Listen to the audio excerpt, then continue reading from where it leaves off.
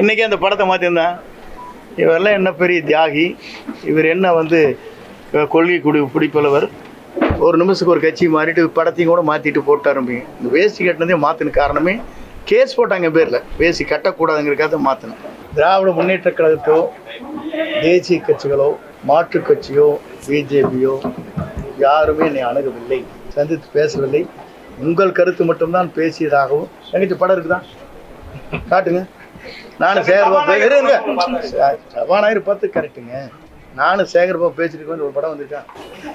காட்டுங்க, கண்ணு காட்டுங்க. இல்ல நான் காட்டுங்க நான் சொல்லிடுறேன் பதில்.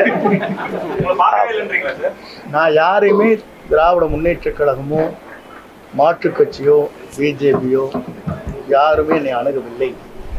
அணுகிரியாக இருந்தால் இல்லைங்க இருங்க, சும்மா நீங்கள் ஏதோ சொல்லிட்டு இருக்கக்கூடாது. நீங்கள் பாட்டுக்கு ஒரு கற்பனை உலகத்திலிருந்து பேசக்கூடாது. பார்த்த மாதிரி ஒரு படம் காட்டினு நான் பதில் சொல்கிறேன்.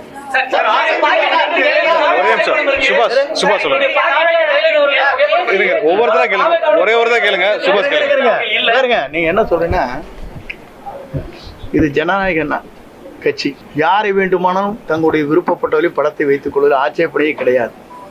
நான் படத்தை வைக்காத மாற்றி போட்டோம், இன்னைக்கே மாறிட்டியே டபுள் டிகிரியானு கேட்பேன். நீ சொல்லுவா, ஒவ்வொருத்தரா கேளுங்க.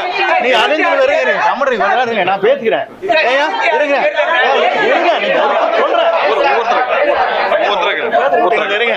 நீங்க என்ன சொல்லுவீங்க? இன்னைக்கு அந்த படத்தை மாற்றிருந்தேன். இவரெல்லாம் என்ன பெரிய தியாகி, இவர் என்ன கொள்கை பிடிப்பவர், ஒரு நிமிஷத்துக்கு ஒரு கட்சி மாறிட்டு படத்தையும் கூட மாற்றிட்டு போட்டு ஆரம்பிங்க. இந்த வேஷ்டி கட்டினதே மாற்றின காரணமே கேஸ் போட்டாங்க பேரில், வேஷ்டி கட்டக்கூடாதுங்கிறக்காக மாற்றினேன். புரியுதுங்களா? படத்தை வச்சு கூட அவங்க சொல்லவே இல்லை. யார் படத்தை வேண்டுமானாலும் வைத்துக்கொள்ளலாம். இன்றைக்கு புரட்சித் தலைவர் படமும் அண்ணா படமும் அவருடைய வண்டியிலே எப்படி அலங்கரித்து வரப்படுகிறது, இந்த வண்டியில் எப்படி வருது நீ பார்த்து